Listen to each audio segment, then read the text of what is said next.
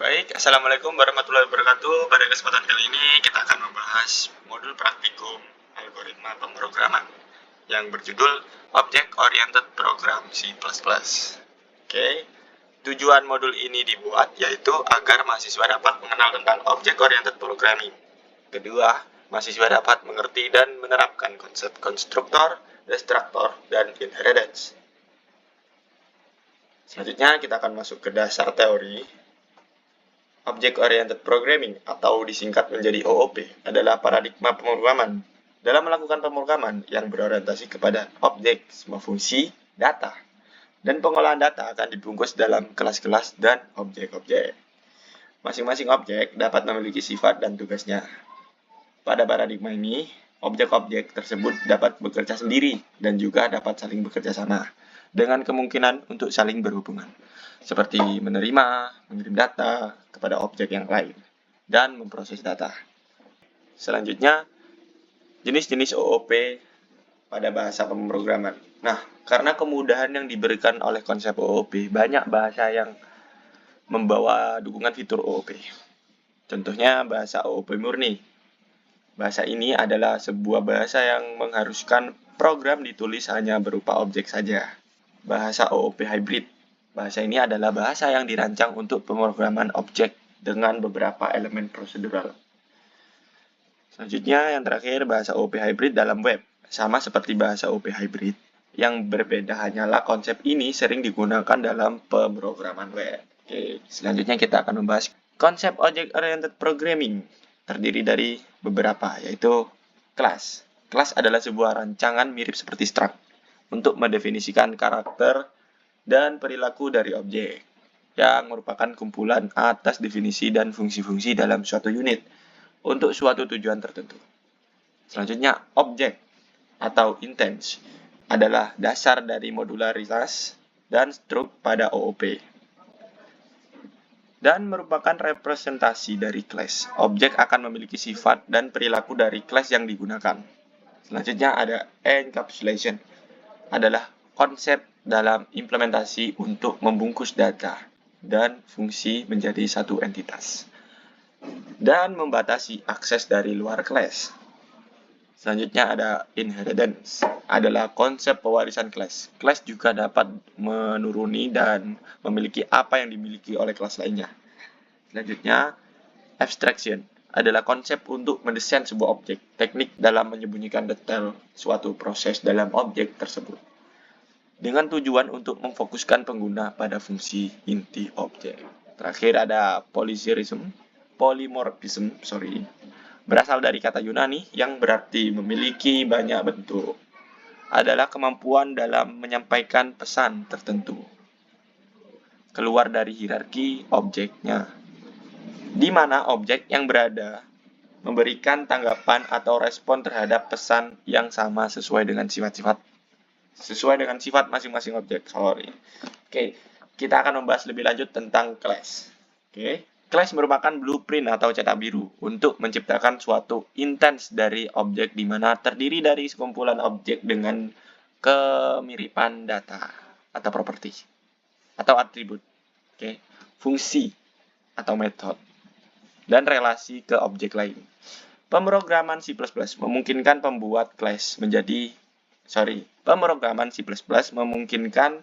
pembuatan kelas lebih dari satu. Ketika data dan fungsi yang terkait disimpan di dalam sebuah kelas,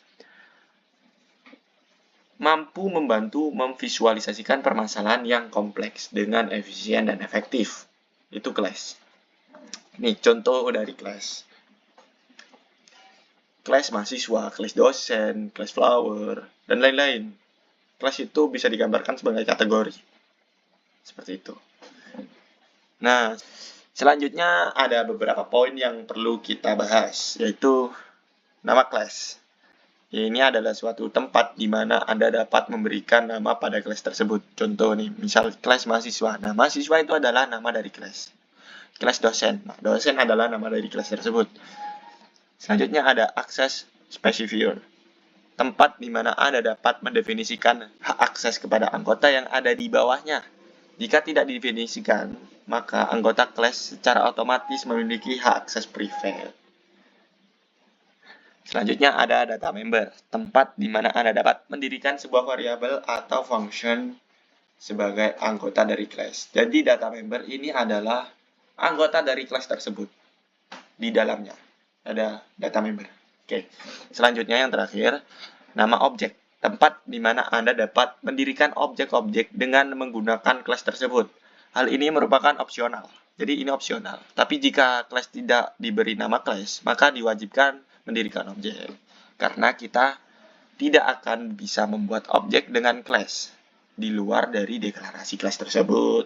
Oke, selanjutnya kita akan membahas lebih rinci tentang kelas dan objek. Ini suatu hal yang sangat berkaitan. Oke. Kelas dan objek merupakan fitur yang sangat membantu untuk mendirikan sebuah objek, sebuah program besar. Oke. Menjadikan sebuah kode program yang ditulis oleh programmer mudah untuk dimengerti, lebih terstruktur, dan juga mudah dalam pemeliharaan program.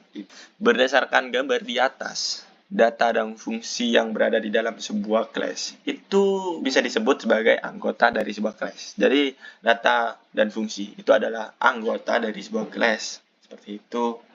Data pada suatu kelas digunakan untuk memegang informasi yang ada pada kelas tersebut. Sedangkan fungsi digunakan sebagai behavior dari kelas tersebut.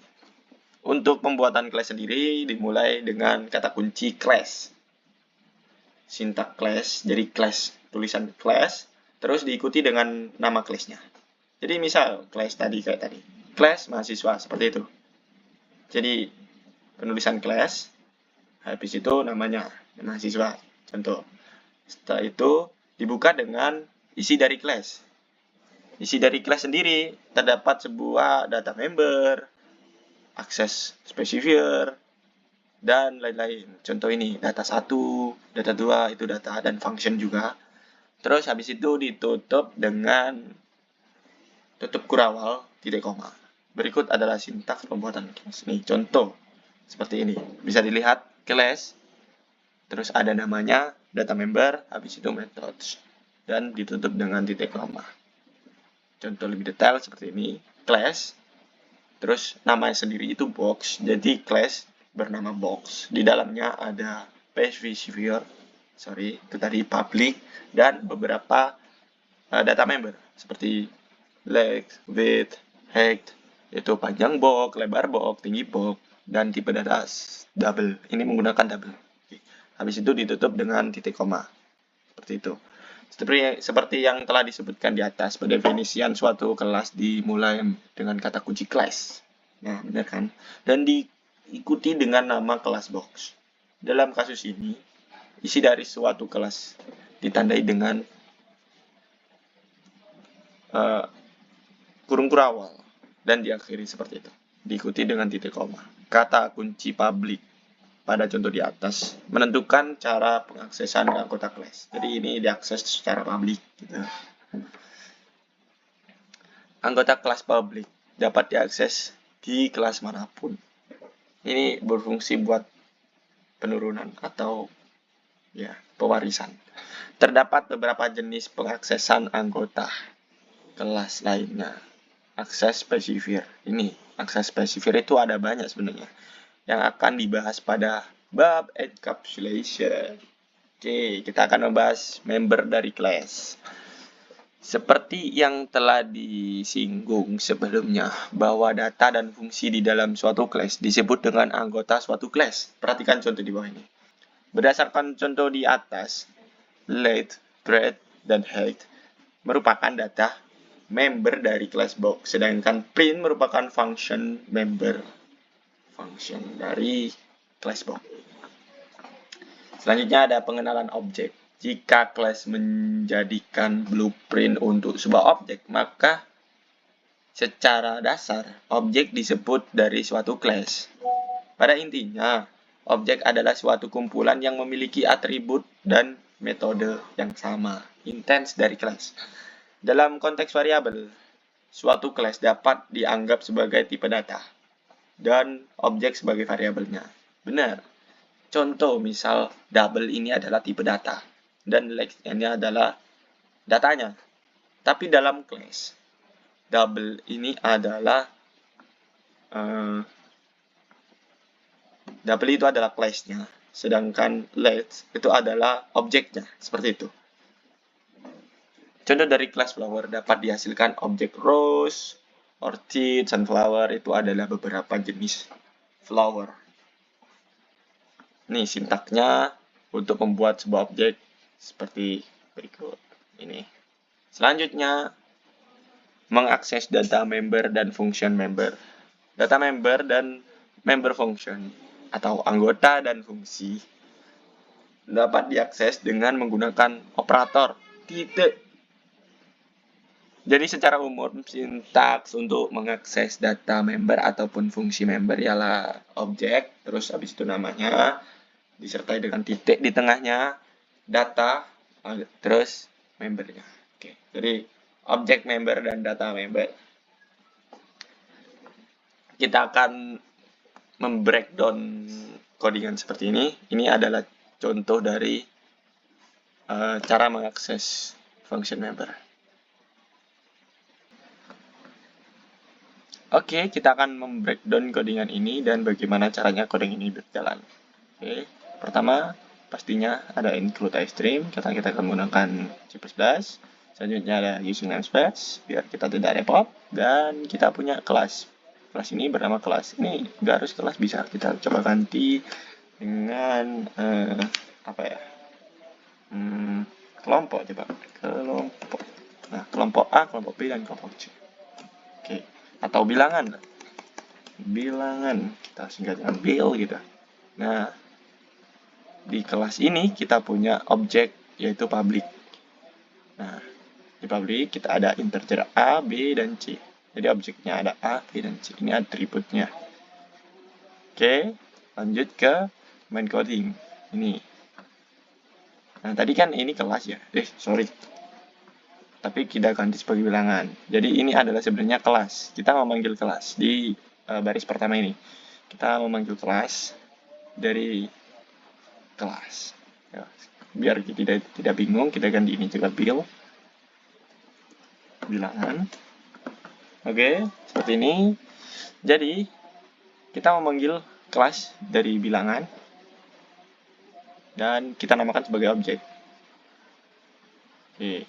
Dan di coutkan di sini bilangan oke, kita coba duluan biar gak bingung. Oke. Nah, bilangan pertama, jadi ini di coutkan sebagai bilangan dan ini bilangan kedua, bilangan ketiga, seterusnya ini berulang-ulang. Jadi penulisannya seperti apa? Seperti ini. Jadi objek ini kan ini bilangan, kelas sudah dinamakan sebagai bilangan. Sedangkan bilangan di sini kita deklarasikan sebagai objek agar bisa digunakan di main coding. Oke. Dan kita ambil objek A. Jadi objek.a dari kelas bilangan kita panggil A dan seterusnya sampai C. Setelah itu kita lakukan operasi penjumlahan. Di sini kita gunakan penjumlahan dan hasilnya seperti ini. Jadi misal kita punya 2, 3, 4, hasilnya 9.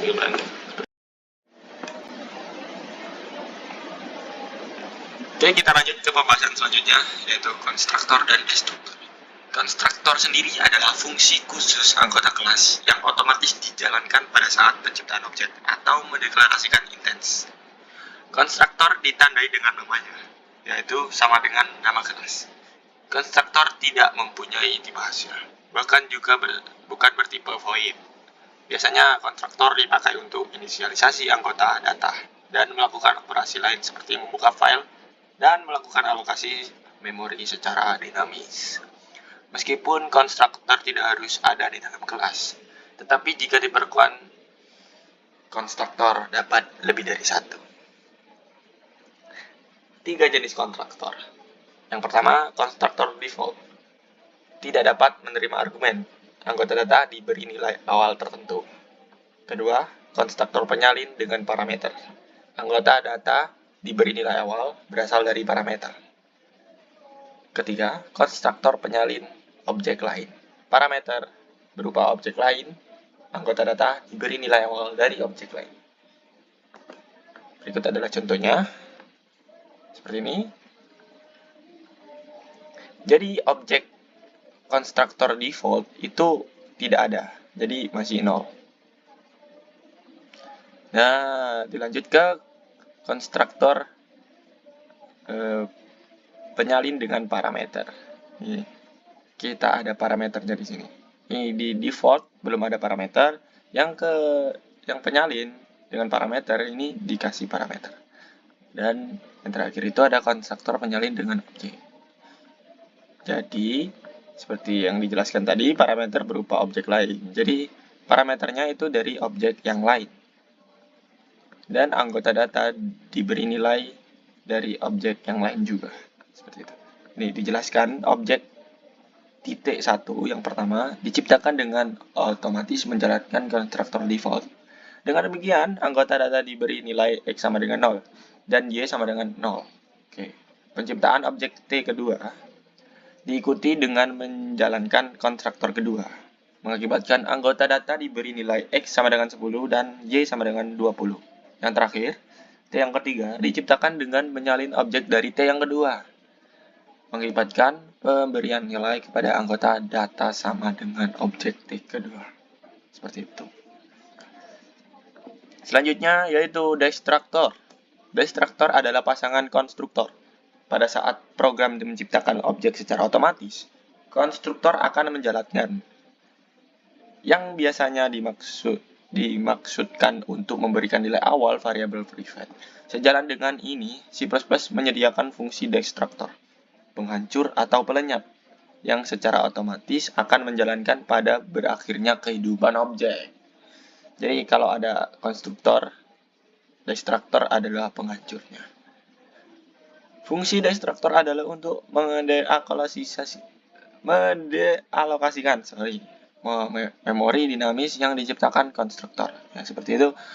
Nama destruktor sama dengan nama kelas ditambah awalan karakter tile, seperti gelombang seperti itu, tanda gelombang.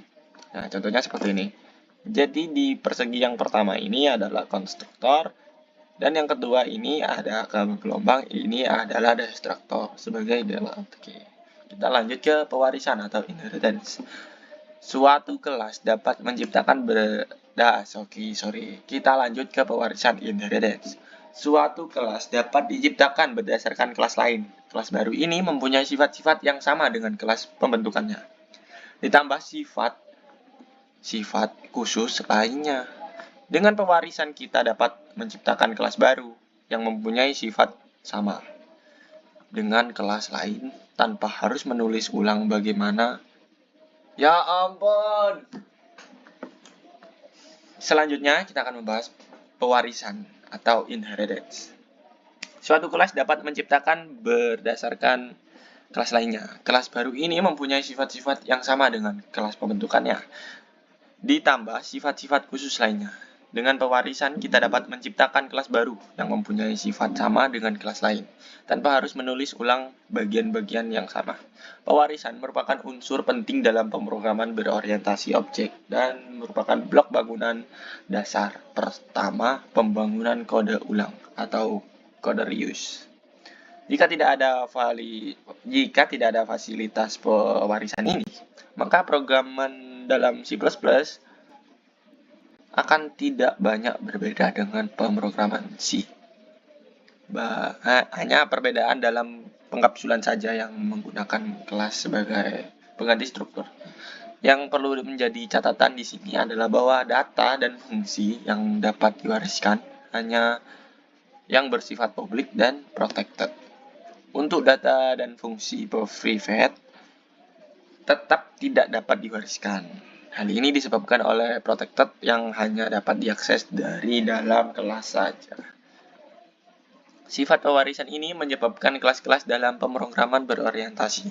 Objek pembentuk hierarki kelas mulai dari kelas dasar, kelas turunan pertama, kelas turunan kedua, dan seterusnya. Sebagai gambaran, misalnya ada hierarki kelas unggas. Sebagai kelas unggas adalah sebagai kelas dasar adalah unggas. Jadi pertama adalah unggas. Salah satu sifat unggas adalah bertelur dan bersayap. Kelas turunan pertama adalah ayam, burung, dan bebek. 3. Kelas turunan ini mewarisi sifat kelas dasar unggas, yaitu bertelur dan bersayap. Selain mewarisi sifat kelas dasar, masing-masing kelas turunan mempunyai sifat khusus, seperti ayam berkokok, burung terbang, dan bebek berenang. Kelas ayam punya kelas turunan, yaitu ayam kampung dan ayam hutan. Dua kelas ini mewarisi sifat kelas ayam yang berkokok. Tetapi dua kelas ini juga punya sifat yang berbeda, yaitu ayam kampung berkokok panjang halus, sedangkan ayam hutan berkokok pendek dan kasar. Jika hierarki kelas unggas diimplementasikan dalam bentuk program, maka secara sederhana ditulis seperti ini. Nah,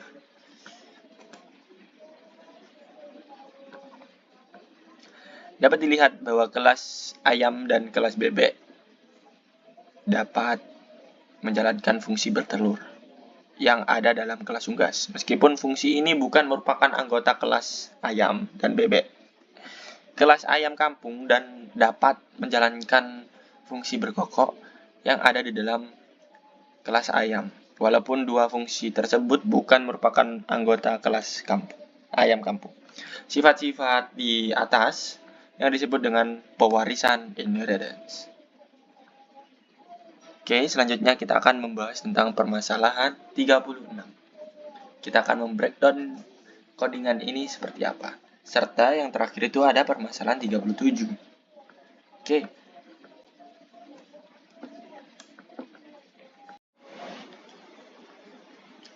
Oke. Di permasalahan ke-36, kita akan cari tahu bagaimana codingan ini berjalan. Pertama, seperti biasa, include library, string, conio. Selanjutnya kita punya class mobil. Jadi class mobil ini ada sebuah objek. Objeknya private, yaitu integer roda, pintu, karakter, warna. Setelah itu objek publik ada void data, integer jumlah roda, integer jumlah pintu, karakter, warna mobil, serta void info. Selanjutnya kita masuk ke integer main, yaitu codingan utamanya. Di sini kita memanggil kelas mobil dan kita namakan sebagai Lamborghini dan BMW. Oke, setelah itu kita cout-kan. Di sini kita buat tampilan seperti ini dan kita kasih nilai. Jadi kita memanggil fungsinya, kita memanggil kelas mobil untuk kita kasih nilai. Kelas mobil kita namakan sebagai Lamborghini. Jadi di sini Lamborghini, data, dan nilainya. Ada ini. Data kan di sini merupakan objek publik dari mobil. Jadi ini yang pertama itu adalah jumlah roda. Jadi jumlah roda sama dengan 4. Terus jumlah pintu sama dengan 2. Dan warna mobil sama dengan hitam. Selanjutnya ini Lamborghini kita alokasikan ke info, void info. Oke. Selanjutnya di sini sama seperti yang Lamborghini, BMW juga digunakan sebagai seperti ini, pemberian nilai. Jadi diulang. Selanjutnya kita ke void mobil. Di sini kita pakai using namespace, yaitu kelas mobil dinamakan sebagai data. Dan di sini data di sini kita panggil lagi dan kita deklarasikan lagi dengan nama roda, pintu, dan warna. Warna ini kita menggunakan string copy. Oke. Di bawahnya ada mobil info. Jadi di sini kita memakai void lagi untuk menampilkan suatu hasil. Jadi di sini kita tinggal panggil roda, pintu, dan warna. Jadi hasilnya akan seperti ini. Oke, hasilnya akan seperti ini. Jadi datanya akan keluar hasilnya. Nilainya di sini Lamborghini seperti ini, BMW juga seperti ini. Jadi kita memanggil kelas yang ada di atas. Oke.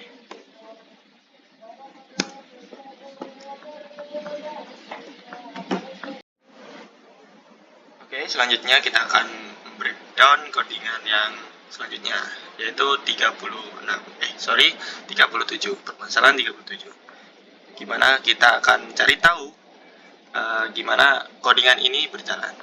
Yang pertama pastinya yaitu include IOStream, kedua using namespace, dan ketiga kita punya class bernama jajar genjang. Nah, di jajar genjang kita punya objek private, yaitu integer sisi jajar genjang, integer tinggi, dan integer luas. Kedua, ada objek public, yaitu void input, in m, dan integer n. M di sini dideklarasikan sebagai sisi jajar genjang, dan n dideklarasikan sebagai tinggi. Setelah itu, di sini kita perhatikan rumus dari luas jajar genjang, yaitu luas sama dengan dalam kurung sisi jajar genjang ditambah sisi jajar genjang. Terus setelah itu dikali tinggi dibagi 2. Nah, ini adalah operasinya. Dan void input ini adalah rumus dari jajar genjang, yaitu merupakan function yang akan kita salin dan kita alokasikan di main program. Oke. Di bawahnya itu ada void hasil luas jajar genjang. Ini fungsinya untuk mengeluarkan atau mengeprint hasil jajar genjang. Oke, kita lanjut ke void main, yaitu inti pemrogram ini. Di pertama kita ada deklarasi dari variabel-variabelnya, yaitu m, n, dan luas. Setelah itu kita buat tampilan seperti ini, kita coutkan. Dan di sini di baris yang ini kita panggil kelas jajar genjang dan kita namakan sebagai jajar. Nah, di sini kita buat inputan dari nilai m dan nilai n. M sendiri sebagai sisi dan n sebagai tinggi. Setelah itu kita panggil kita panggil function dari void input. Nah, void input sendiri sudah kita namakan sebagai jajar. Jadi kelas jajar kita panggil void inputnya. Nah, di sini kita masukkan variabel m-nya dan n. Setelah itu kita alokasikan ke void hasil luas jajar genjang. Di sini kita akan mengeprintnya dan hasilnya akan menjadi seperti ini.